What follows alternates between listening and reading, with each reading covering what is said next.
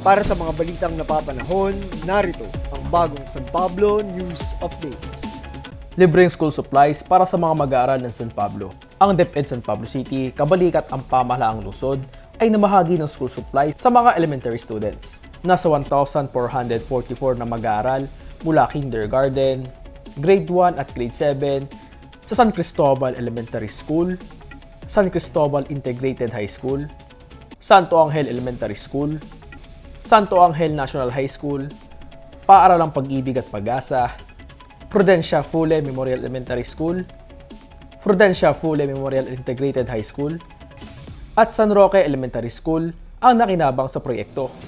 Layunin ng pamamahagi na matulungan ang mga magulang at mga bata ngayong pasukan.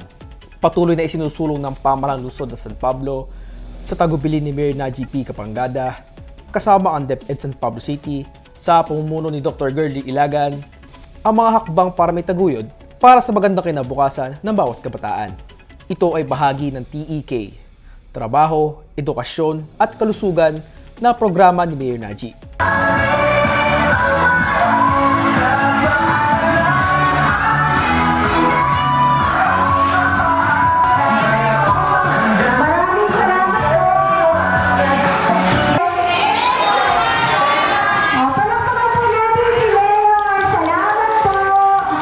Para sa bagong San Pablo News Updates, ito si Wilbert T. Oceana mula sa CIO News and Public Affairs.